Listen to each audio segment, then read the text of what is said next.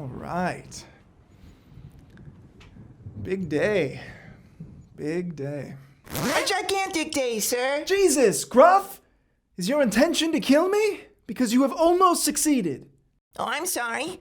I'm just really eager to get the first official episode of our new show underway. Our show? I have so many ideas that I think will really help to elevate the true stories and identities of these underserved characters. Yeah. Right. Well, I did wake up 5 hours early and walk all the way down the hallway so that I could have just a teensy amount of time alone. You know, just to prepare for, I don't know, the biggest day of my life. But since you seem so eager, why don't we do what you want to do? Oh, that's so thoughtful, sir. Mm-hmm. So first things first is settling on the decor. What? Well, it's our set, sir. What's wrong with my set? I mean, well, you literally cut it out of paper and glued it together, sir. And your point is? Well, don't you think it looks a little too quaint? Quaint! This set is a triumph. It puts late night to shame. Hell, James Lipton is rolling in his grave over the sheer creative zest our set is exuding. Well, I just thought... Exuding, Gruff! Exuding! Oh. Okay. Well, how would you feel about a plant? Yeah, sure. Whatever. Great! So now that that's settled, how about we move on to something a little less emotionally charged? Good call. How about your appearance? And what's wrong with my appearance? Well, it seems that at least 10% of our audience base found it both confusing and distracting that you're wearing a, quote, goat-like facial hairstyle. I think it's the chin thing. Do you think?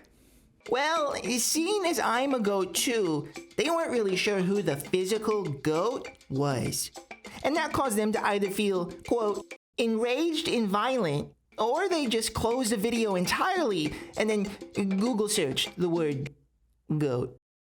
What? Now that did cause a 0.0001% uptick in the popularity of the word goat, and 2 additional views to nondescript screaming goat videos. So, that's something. Fuck my life. So, do you want to shave or? No, Gruff! I don't want to shave. Do you want to shave? Because I would be happy to take out the confusion of our audience upon your face. No? Can we please focus on the topic of today's video? I think that would be a good starting point. Don't you? Oh, sure. That's a good idea. I guess that's why I'm still a deputy. You're fucking telling me. What? Who's our damned guest today, Gruff? Well, if you remember, you were very adamant in who you wanted for our first ever guest. Wait, are you saying that? And if you remember, I was very adamant in saying that he's literally famous for just standing there and being mute. So how would that even work on a talk show? Yes, I remember. And then you said, I don't give 2 shits if he talks or not. I'm the star, and the star wants fucking Michael Myers as our first guest. Right? And I said, but sir, he isn't even animated. Wouldn't that confuse our guest to bring on a traditionally live-action fictional character for our first episode when we've already heavily aligned ourselves with an animated aesthetic? Gruff? And then you said, shut the hell up and know your place, goat boy, or I'll ship your green ass back to the podunk petting zoo that I found you at. And you'll spend the rest of your days overeating on artificial pellets until you're too obese to move or your body shuts down for being perpetually molested by unsupervised children who can't comprehend the meaning of personal space and gentle petting. Gruff! Do we have Michael Myers or not? No, he wasn't available. But we do have Courage the Cowardly Dog. Oh, fuck.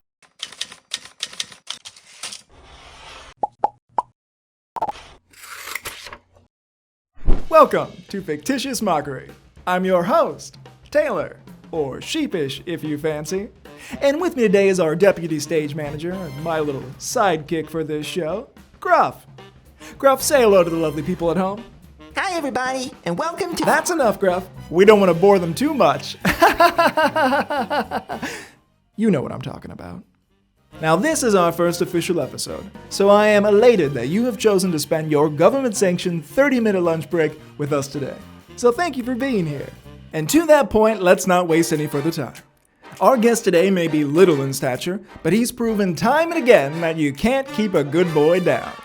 You'd know him, or you wouldn't, for his work in the self-titled show, Courage the Cowardly Dog.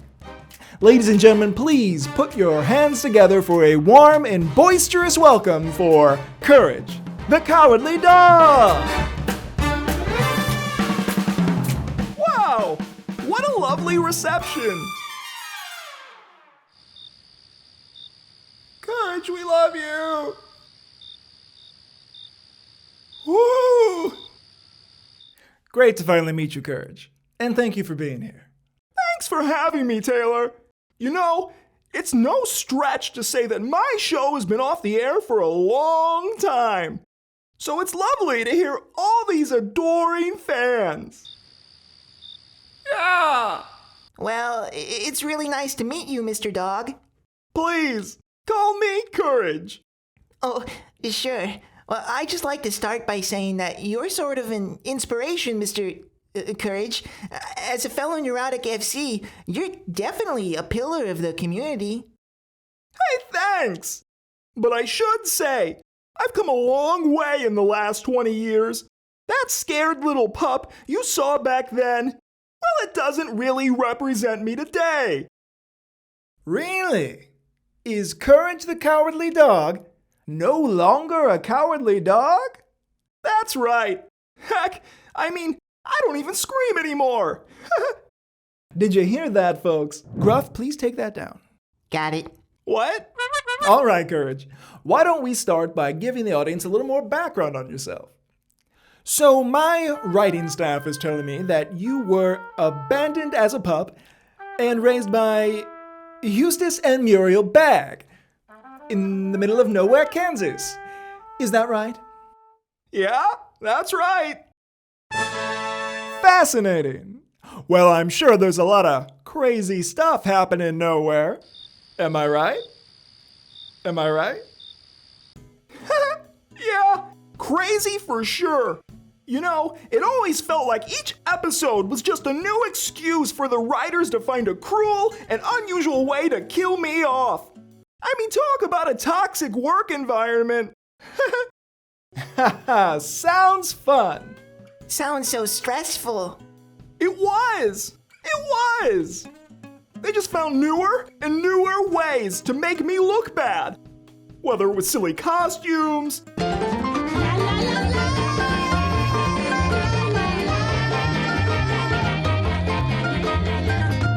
being degraded by that pompous computer. Computer, how do you get rid of bad eggplants? Throw them in the garbage, you twit. Of course! Of course, of course. What do I look like? A toaster? Or just throwing me off of cliffs. Somewhere.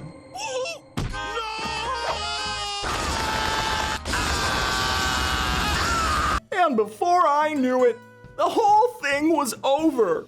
That's terrible. I can't imagine what it's like to constantly be undermined and diminished. Terrible indeed. Please know that no one feels more sympathy for you than I do, Courage. Terrible indeed. Thanks, Taylor. For a non-FC, you're a pretty nice guy. So it says here that your show ran on Cartoon Network from 1999 to 2002. What was it like to be at the top of animated entertainment, Courage? And how has your life changed since? You know, in one sense, being on the show was my life. It often felt more like a reality show than a scripted television show. Muriel and Eustace and I really lived together. And Muriel practically raised me, you know? But I could tell. Eustace never understood our bond. He always made it work for the show. But behind the cameras, he was so much worse. When the show ended, Eustace had nothing left.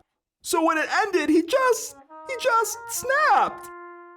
One day, Muriel and I were walking by when we saw Eustace giving us an evil eye. He got out of his Dodge and he chased us right into a 2-car garage. Next thing I remember, he was yelling, "Fuck you too, bitch! Call the cops! Ooh, I'ma kill you and that loud-ass motherfucking barking dog!" How lyrically shocking. Eustace burned down our house, and Muriel died from smoke inhalation. After that, I was re-abandoned, or abandoned again, and everyone just forgot about Dre. I mean, me! That's so tragic. So what did you do? Where did you go? Well, I got lost in the early 2000s. Started pretty heavily dosing on Daddy Smurf's new wave of psilocybin for a while. Just tried to figure my shit out, you know? Yes, you see it all the time with child actors. A constant reminder of the entertainment industry's shortcomings. It was a bad day for sure. But I just knew I wanted to act again. The only problem was, the people who did know me, they only saw me as Courage. I was typecast as the cowardly dog. And unfortunately, the only cowardly dog anyone cared about was already named Scoobert Doo. I didn't hate him. I didn't know him. But it was hard living in the shadow of the House of Doo. And I assume this was probably around the time his live-action movies were coming out, right? Exactly! He was everywhere, and I was nowhere, all over again. So what did you do to get out from under the dew? Well, I did what any completely desperate and ill-informed young actor would do. I grew a mustache and rebranded myself as Tito the Picante Pooch. Excuse me, Tito? I'll admit, it wasn't the best name, and my Hispanic accent was mucho terrible. Well, then why Tito, Mr. Courage? Why not something more generic, like a color? Plenty of famous dogs have been named after colors. Yeah, that was my manager's idea. They thought the color angle was too child-focused. And frankly, this wasn't too long after the Taco Bell dog blew up. So we were thinking inside the bun, so to speak. But you've since dropped the name Tito, right? It's not still Tito? No, it's not. But I did use it professionally for several years. Really? So, what did you do? Just open casting calls, or? Yeah. Oof. Well, oof. Did you audition for anything noteworthy? Well, I did try a few non-dog roles, but Hollywood isn't too keen on making prosthetics for FCs when they're already drowning in you human types. Once I gave that up, though, I did book a couple background scenes in both an Air Bud and a Beethoven sequel, but those were completely barkless. But you know, thinking back, My biggest miss was probably Marley and Me. Oh, wow. That was a fairly popular movie. It was between me and that bitch Marley, too. Unfortunately, they just wanted a less hopeless look, whatever that means. Oh, I really think Tito and I would have been a hit, too. Oh, well. Ooh, that almost startled me. Oh, you know what that sound means, folks.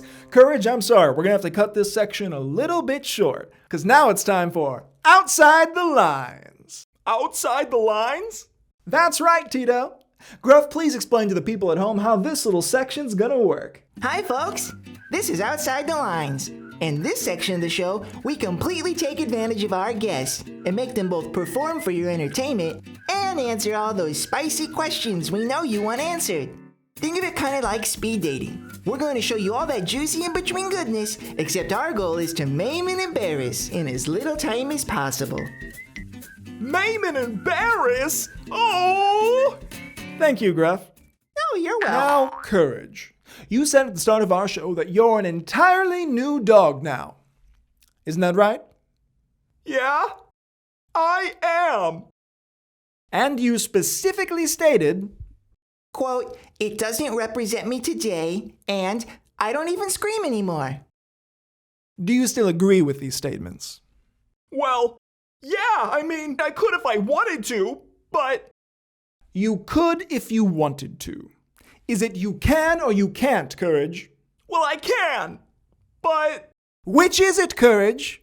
I can, but I choose not to, because I'm brave now.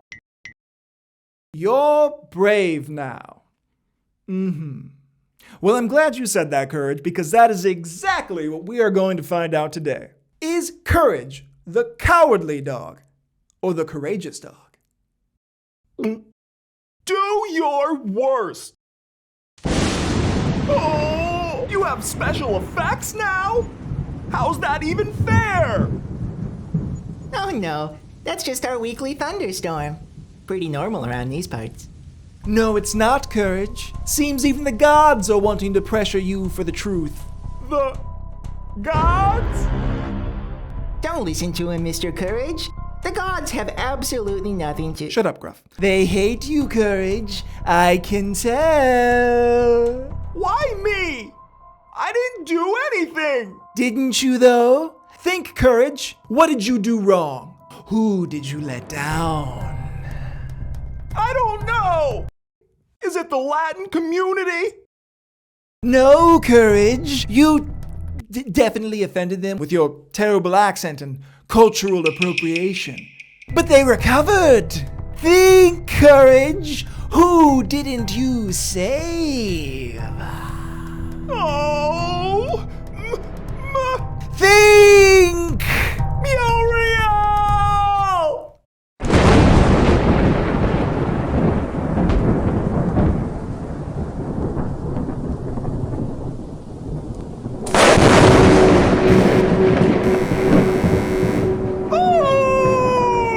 What's wrong, Courage? Is the weight of your conscience finally getting to you? Yes! I mean, no! There was a man outside! Well, I don't see anyone now. Are you sure, Mr. Courage? Oh, he was there! I saw him! You seem a little verklempt, Courage. Did you see someone? Or are you just looking for a way out? Side the lines. He was there! But no! I'm not a baby! Let's keep going. Very well. The year is 2002, the same year your show ended. Now you're in on this? That's right. It's 2002, Courage. You and Muriel are going for a walk when Eustace suddenly becomes irate and moves to attack. You run into the garage, but you're suddenly trapped and unable to escape. According to you, the next thing you remember is smoke, screaming, and death. Oh, why are you making me relive this? Because it was your fault, wasn't it? Mr. Courage. What? No! Muriel and I ran! Eustace is the one who started the fire! An excellent story told by an extremely deranged actor. It's not a story! It's the truth! The truth, Mr. Courage? Then what about the drugs?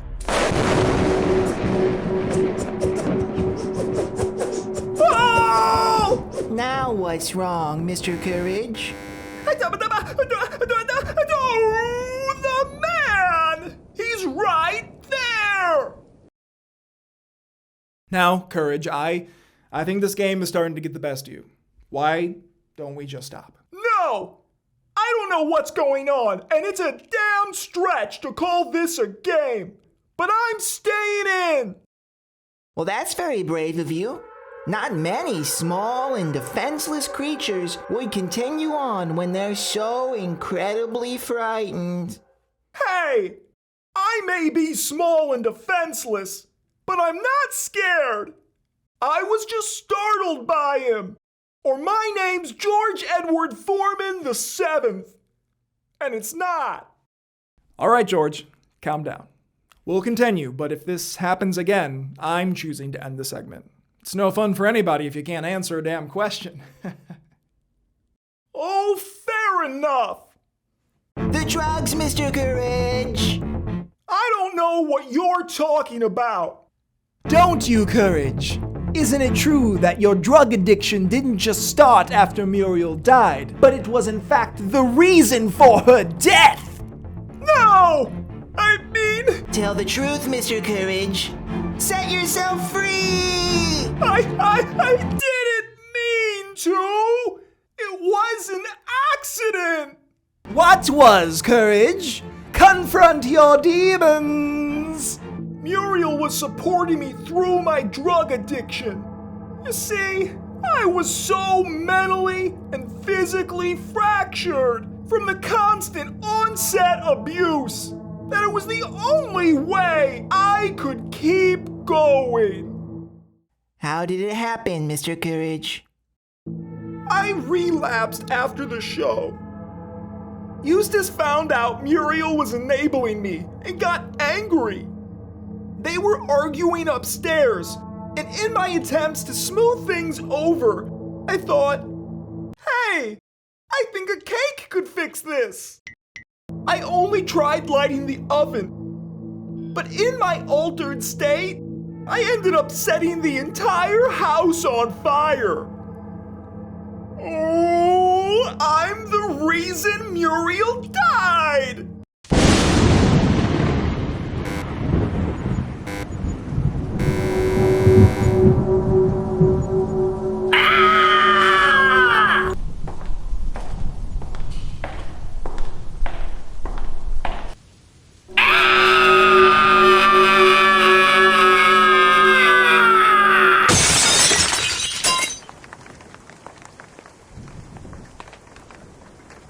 Hey, where's that little doggy going? Oh, hey, Michael. Thanks for coming by on such short notice. Oh, it's no problem at all. And sorry I'm a little late. I couldn't find parking anywhere. Wait, Gruff, I thought you couldn't get Michael Myers.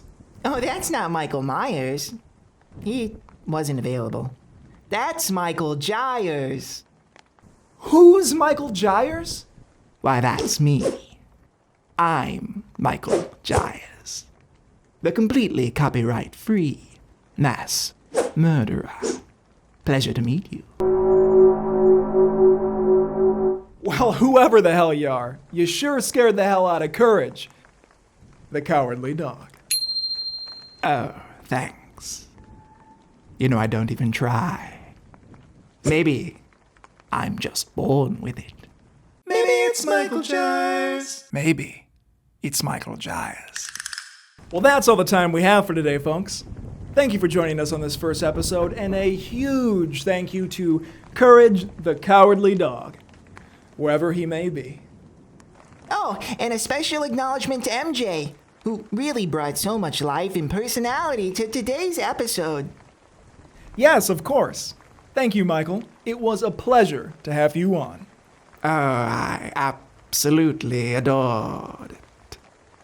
Thank you so much for having me. And if you ever need another knife-wielding psychopath, then don't hesitate to call. Oh, we sure will. And with that, we'll sign off with a don't forget to like and subscribe. Gruff? Don't forget to like and subscribe. Michael? Don't forget to like and subscribe. Until next time, everybody. See you then.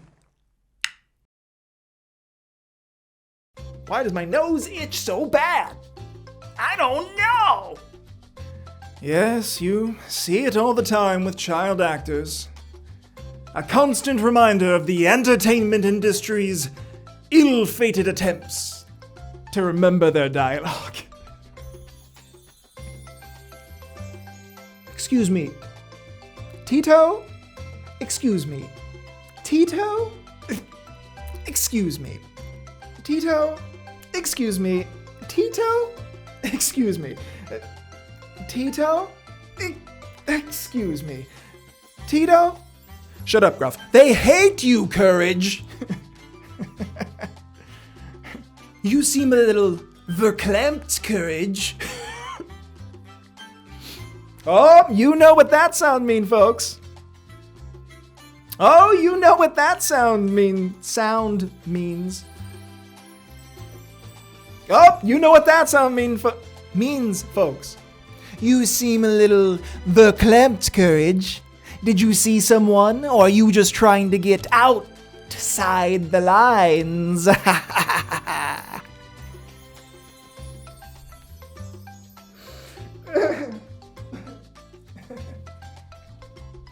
Holy shit.